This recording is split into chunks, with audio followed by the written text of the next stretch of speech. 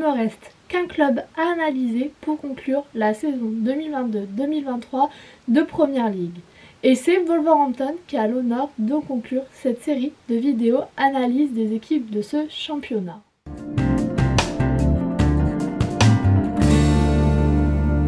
Pour commencer, le premier point que je voulais aborder par rapport à Wolverhampton, c'est le même que celui de Bournemouth, c'est l'irrégularité dont fait preuve cette équipe.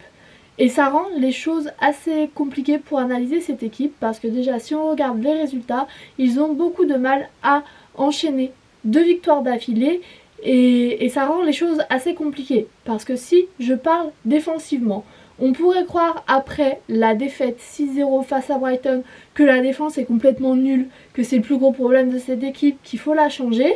Mais après, si on regarde le match face à Aston Villa, ils ont réussi à marquer assez tôt dans le match et après ils ont joué pendant pratiquement 70 minutes totalement défensivement et ça a marché. Donc pour moi c'est un peu compliqué de parler de cette défense parce que de temps en temps elle tient et de temps en temps elle a des gros trous d'air.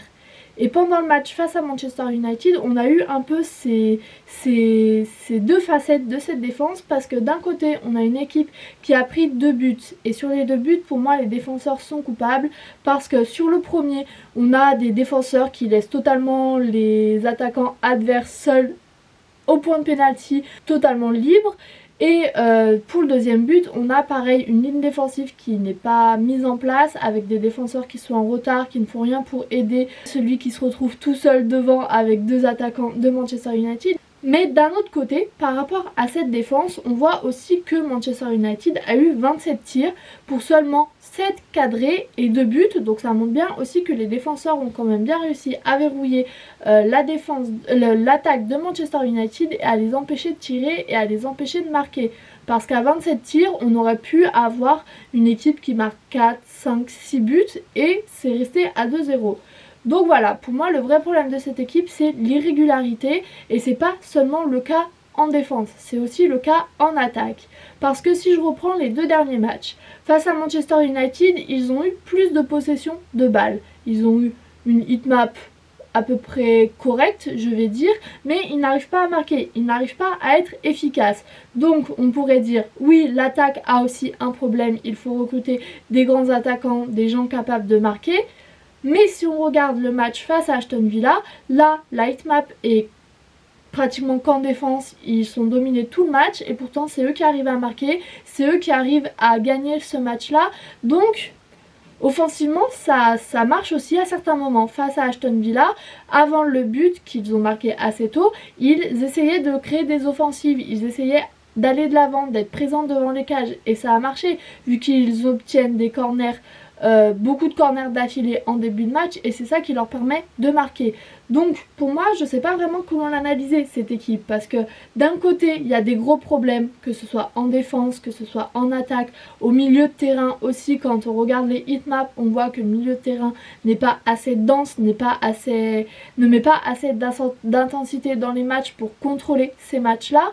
Mais de l'autre, on a aussi une équipe qui de temps en temps arrive à faire des coups d'éclat, arrive à gagner des matchs, arrive à marquer, arrive à défendre aussi, à tenir défensivement. Donc pour moi vraiment, si je devais résumer cette équipe, c'est l'irrégularité dont elle fait preuve et on le voit dans les résultats. Et ça explique aussi leur place au classement parce que les résultats, ça fait un moment qu'on alterne défaite, victoire, défaite, victoire, défaite, victoire. Donc forcément, avec ces résultats-là, on ne peut pas espérer mieux que la place qu'ils occupent au classement. Et pour moi, ce qu'il faudrait améliorer pour l'année prochaine, c'est vraiment cet aspect d'irrégularité. Il va falloir trouver une défense qui arrive à défendre dans tous les matchs et pas seulement à certains moments. Il va falloir trouver une attaque qui aussi arrive à marquer quand elle a la possession, quand elle a des occasions et non pas seulement sur corner et dans un coup d'éclat parce que le match face à Aston Villa c'est très bien, ça a marché et je peux comprendre que dans leur situation après une défaite 6-0 on ait envie de marquer tôt et de défendre après tout le match. Ça je peux comprendre qu'on ait envie de le faire surtout quand on est aussi bas dans le tableau où le machin était pas totalement assuré. Mais ça ne va pas marcher à tous les matchs, on ne peut pas jouer toute une saison comme cela. Donc pour un match tous les mois, tous les 2 mois, ça peut marcher, mais si on veut vraiment s'imposer, si Wolverhampton veut retrouver les places de haut de tableau comme il y a 1 an, 2 ans, il va falloir mettre plus de régularité, il va falloir réussir à créer du jeu, il va falloir réussir à profiter de la possession de balle parce que face à Manchester United, ils avaient la possession de balle. Dans les statistiques, c'est eux qui avaient le pied sur le ballon, mais si on regarde le match, c'est pas du tout la sensation que j'ai eue, c'est plus Manchester United qui arrivait à prendre le ballon et en faire quelque chose, et Wolverhampton qui juste avait le ballon, se faisait des passes à 3 derrière, mais c'est pas du tout l'impression de contrôle qu'on aurait pu avoir en regardant le match.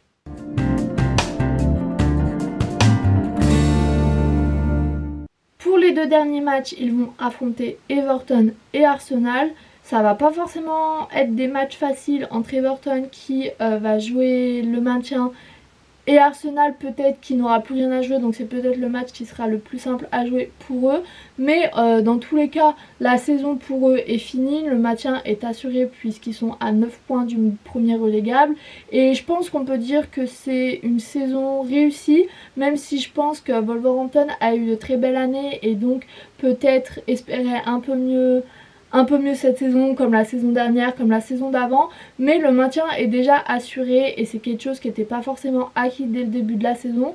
Donc pour moi, oui, je dirais que la saison est plutôt réussie. Bien entendu, il va falloir s'améliorer lors du mercato, il va falloir recruter des joueurs, il va falloir repenser un peu la manière de jouer et quelles intentions et quels objectifs on veut mettre dans ce club pour l'année prochaine. Mais pour cette année-là, je pense que la saison est plutôt réussie. Pour cette vidéo, je vais m'arrêter là. Encore une fois, elle est peut-être un peu plus courte que certaines vidéos de cette série, mais c'est vrai que le profil de Wolverhampton était quand même assez particulier. En tout cas, j'espère que cette vidéo vous aura plu et quant à moi, je vous dis à bientôt pour une nouvelle et salut!